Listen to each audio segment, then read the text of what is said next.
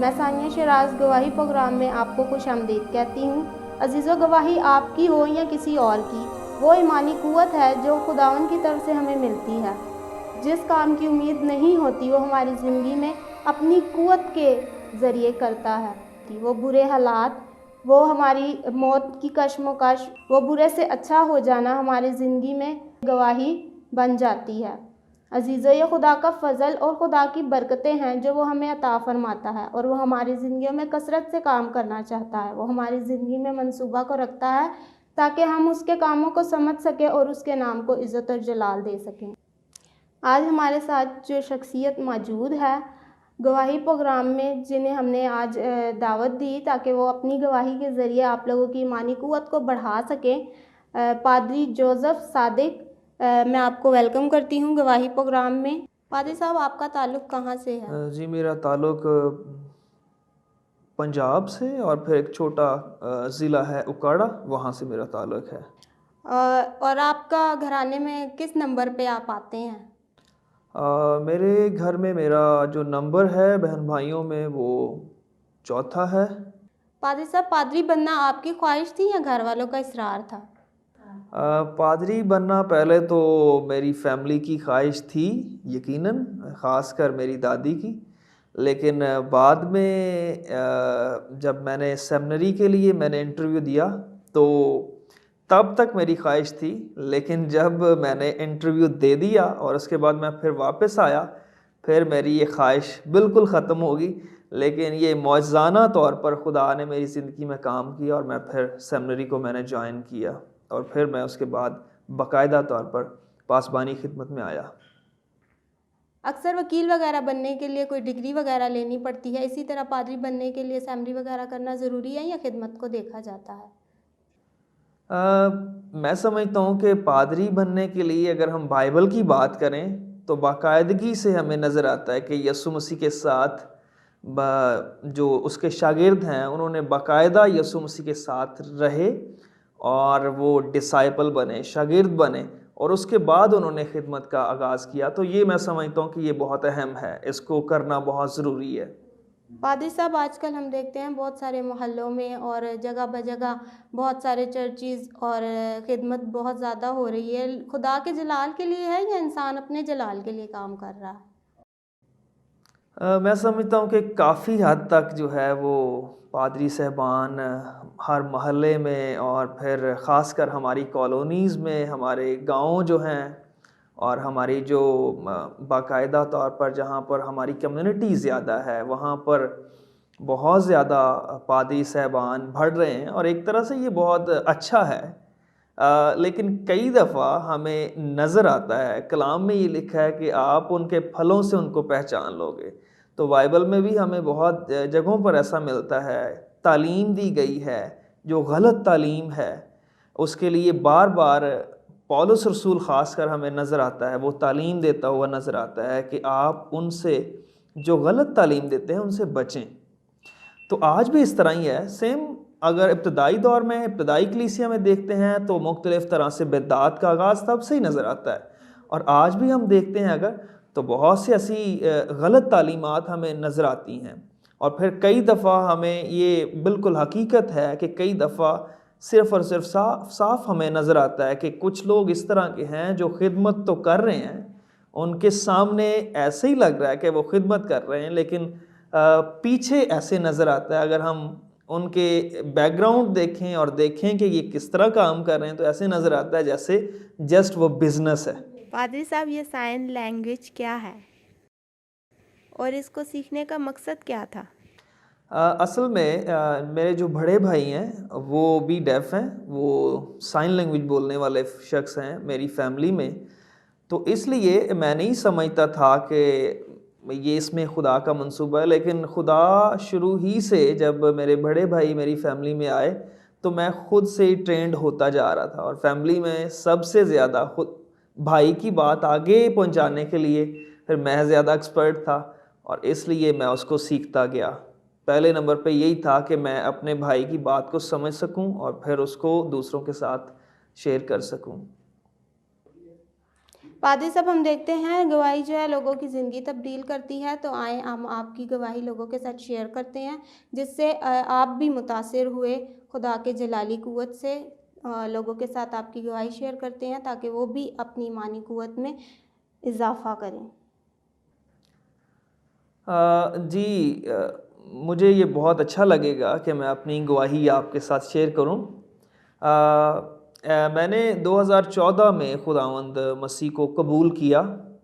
अब मैं अपनी शख्सी गवाही शेयर करने लगा हूँ कि मेरी ज़िंदगी तब्दील कैसे हुई, और थोड़ा सा मैं आपके साथ ये भी शेयर करूँगा कि मैं सेमिनरी में कैसे आ गया, और फिर ये भी मैं उसमें शेयर करूँगा कि मैं साइन लैंग्वेज में किस तरह आ गया, और इसमें ये जो ख़ास जो खुदा ने मुझे खिदमत दी है उसमें मैं किस तरह आ गया।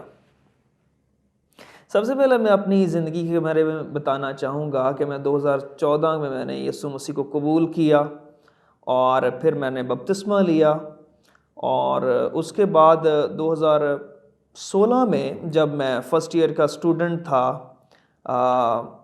तो मैंने कॉलेज ज्वाइन किया हुआ था और मैं वहाँ पे पढ़ रहा था। तो मुझे सेमिनरी से कॉल आई कि आप ज़रूर सेमिनरी ज्वाइन करें, और वो सेमिनरी लाहौर में है, brethren institute of theological education Lahore. वहाँ से कॉल आई कि आप ज़रूर इंटरव्यू के लिए आएँ। तो मैंने मुनासिब समझा कि चलें, इंटरव्यू है, अच्छा है, करना चाहिए। और मैं इंटरव्यू दे के आ गया, और मुझे नहीं पता था कि ये इस कदर इंटरव्यू होगा और इस तरह रिटन भी होगा और पूछा जाएगा, सवालात किए जाएंगे। वहाँ से मैं वापस घर पे आ गया, और मेरे जो जहन था वो आहिस्ता आहिस्ता तब्दील होना शुरू हुआ कि अच्छा नहीं है कि मैं सेमिनरी करूँ। मैंने आहिस्ता आहिस्ता अपने जहन से वो निकालना शुरू किया, और अब जब मैं उसको देखता हूँ तो मुझे लगता है कि ये बड़ा इब्लीस का काम था, जो मेरे जहन में वो काम कर रहा था कि तुझे सेमिनरी करना ज़रूरी नहीं है, या बाद में देखा जाएगा, अभी ज़रूरी नहीं है। तो मेरे जहन में इस तरह के सवाल आते थे कि तू अच्छा नहीं है, तेरे में तो गुनाह बहुत हैं, और तेरा शायद पहले पादरी चर्च में जो था वो तेरा वालिद था, और तू चर्च पे कब्ज़ा करना चाहता है, और इस तरह के जहन में ख्यालात आना शुरू हुए। और इसलिए मैं समझा कि मुझे जाना वहाँ अच्छा नहीं है, और इससे पहले कि कॉल आती मैं ये डन था कि मैं वहाँ पे सेमिनरी के लिए नहीं जा रहा। चलते चलते ऐसे हुआ कि मेरे जो कज़न हैं वो भी पादरी साहब हैं। अब सेमिनरी से मुझे कॉल नहीं आई, सेमिनरी से कॉल आई मेरे कज़न जो पादरी हैं उनको, पादरी साजिद साहब। उन्होंने मुझे कॉल की कि हाँ जी, क्या प्लान है जी आपका, इस तरह करें कि आप मेरे पास साहिवाल में आएँ। मैं साहिवाल में चला गया, और जब मैं साहिवाल में गया तो वहाँ पर शाम हम बैठे, हमने खाना शाना खाया, और फिर खाना खा के हम सुबह जब मैंने वापस आना था तो उन्होंने कहा जी कि ये रूम है आपके लिए, आप यहाँ पर जाएं और दुआ करें। इससे पहले उन्होंने पूछा कि आप जाना चाहते हैं सेमिनरी में। मैंने कहा जी नहीं, मैं नहीं अभी जा रहा। उन्होंने बोला कि ये किस तरह की बात, पहले आप जाना चाहते थे, आपने इंटरव्यू दिया है, और अब आप कह रहे हैं कि नहीं। आप इस तरह करें, एक दूसरा रूम लें और वहाँ पे जाएं, वहाँ पे और कोई नहीं है, आप जाएं और वहाँ पे आप जाके दुआ करें। मैंने कहा जी ठीक है, मैं जाता हूँ और दुआ करता हूँ।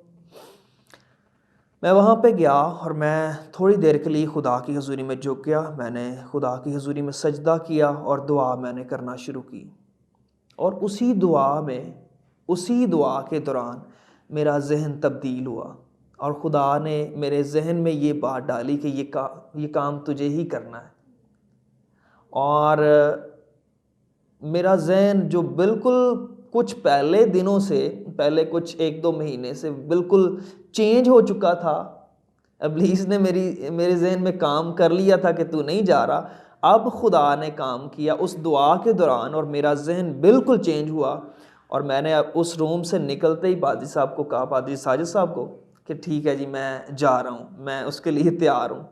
मैं समझता हूँ कि ये खुदा की मौजज़ाना कुदरत है जो मेरी ज़िंदगी में तब दुआ में खुदा ने जवाब दिया मुझे।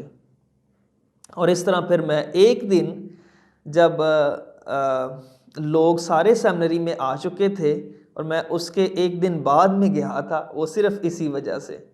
तो ये मैं समझता हूँ कि खुदा ने मेरी ज़िंदगी में काम किया। जी, इसको ये भी कह सकते हैं कि खुदावंद की बुलाहट थी, उसने आपको अपनी तरफ बुलाया। पादरी साहब, जी। आप क्या समझते हैं कि खुदावंद अपने लोगों को इसी तरह अपनी तरफ बुलाता है ताकि उसके जलाल के लिए काम किया जाए? मैं समझता हूँ कि खुदा के मंसूबे जो हैं वो आपके लिए बहुत पहले होते हैं, और कलाम में ये भी लिखा है कि खुदा जो है वो पेशतर इससे कि आप पैदा हों, खुदा जानता है कि आप क्या करेंगे, और हमसे पहले खुदा हमारे बारे में जानता है कि हम क्या करने वाले हैं।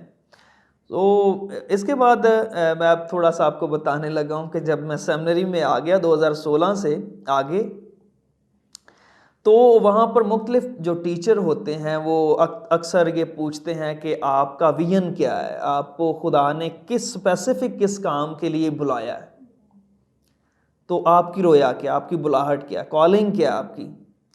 तो चूँकि जब मैं अपनी मुकामी जगह से आया तो वहाँ पर एक बाकायदा चर्च है जिसकी वजह से मुझे भेजा क्या कि आप सेमिनरी ज्वाइन करेंगे, उसके बाद आप वापस आएंगे और आप इस चर्च में, बैतल चर्च में आप खिदमत करेंगे। और मुझे भी ये साफ था पहले, लेकिन जब सर ने सवाल किया, पूछा कि आपका विजन क्या है या फिर आप किस जगह पे खिदमत करना चाहते हैं, तो मेरे जो अल्फाज थे, मुझे नहीं पता वो किस तरह मेरे अल्फाज बन गए।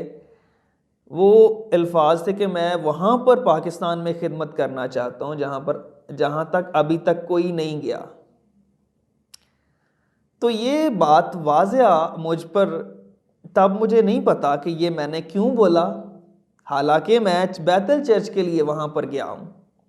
मैं समझता हूँ कि ये खुदा के अल्फाज थे जो मेरी ज़िंदगी से तब निकले। 2021 में पाकिस्तान में एक बड़ा अदारा काम करता है जो मुख्तलिफ़ ज़ुबानों पे काम करता है, उसका नाम है LRI।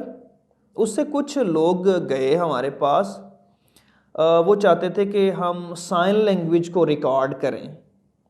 वो बाइबल के मुख्तलिफ़ हवाला जात और बाइबल की मुख्तलिफ़ तालीमात जो है वो मुख्तलिफ़ ज़ुबानों में ऑडियो रिकॉर्ड करते हैं। वो हमारे पास आए और हमने उनसे उन्होंने हमारे साथ रब्ता किया और हमने पहली दफ़ा जो है वो साइन लैंग्वेज में 10 अहकाम जो है वो रिकॉर्ड करवाए। और इस तरह ये काम जो है वो आगे बढ़ा। तब मैं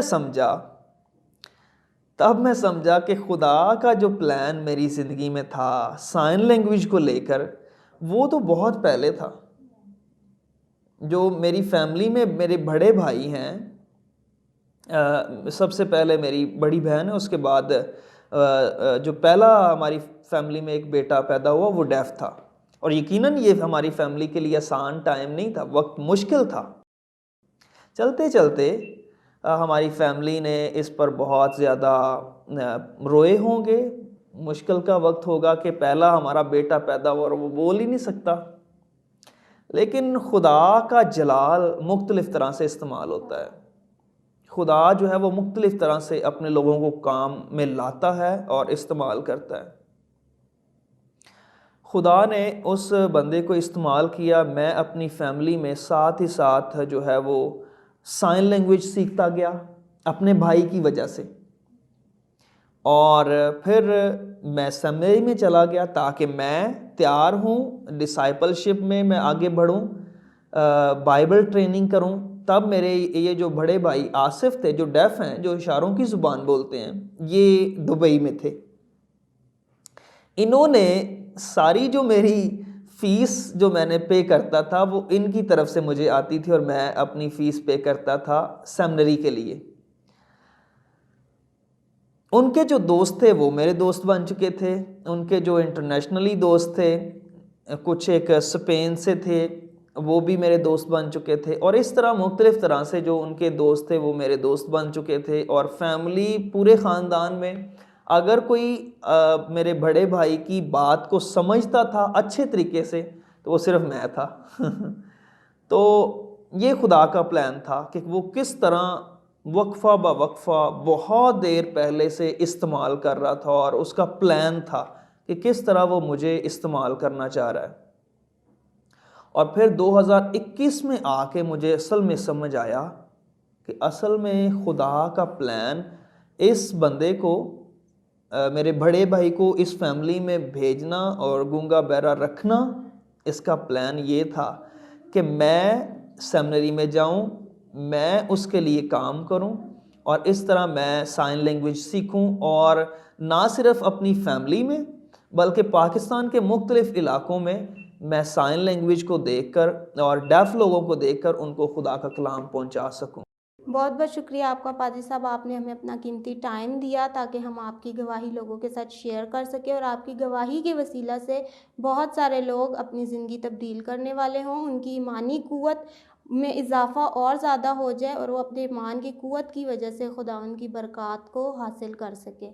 हम देखते हैं कि खुदावंद किस तरह लोगों में काम करता है और जाने कि खुदावंद किस तरह लोगों की ज़िंदगियों में उनके लिए बरक़ात और अपने फ़ज़ल को तैयार रखता है और लोग उसको रिसीव नहीं करना चाहते या रिसीव नहीं कर सकते। तो ये गवाहियों के वसीला से उनकी ईमानी क़ुव्वतें बढ़ती हैं और बरक़ात को हासिल कर सकते हैं। मैं आपका बहुत बहुत शुक्रिया करती हूँ कि आपने हमें इतना कीमती टाइम दिया। आए हम दुआ करते हैं। आइए दुआ करें।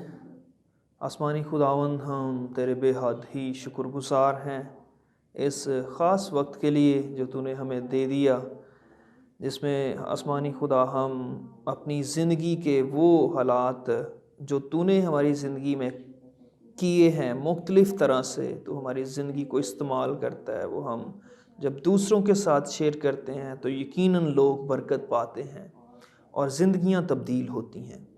हम तेरा शुक्र अदा करते हैं इस प्रोग्राम के लिए जो तेरे लोग इनको रन करते हैं। हम तेरी बरकत इस चैनल पर चाहते हैं और इसकी वसासत से सब जब बहुत से लोग इसको देखते हैं तो आसमानी खुदा यकीनन लोग भी बरकत पाएँ और आगे बढ़ते जाएं। आसमानी खुदा बहुत सी ऐसी गवाहियाँ जो तूने अपने बंदों के दिल में रखी हैं वो ज़रूर तुझ से शेयर करें, तेरे लोगों से शेयर करें, ताकि लोग ईमान में मजबूत होते जाएं, तुझ पर और उनका ईमान बढ़ता जाए और तरक्की करता जाए। आसमानी खुदा, आज जब इस गवाही को भी बहुत से लोग सुनेंगे तो उनकी ज़िंदगी में भी काम करना, ताकि उनका ईमान, उनका भरोसा तुझ पर और बढ़ता जाए और वो और मसीह में कायम रहें। तू मदद करना यीशु मसीह के वसीला से, आमीन।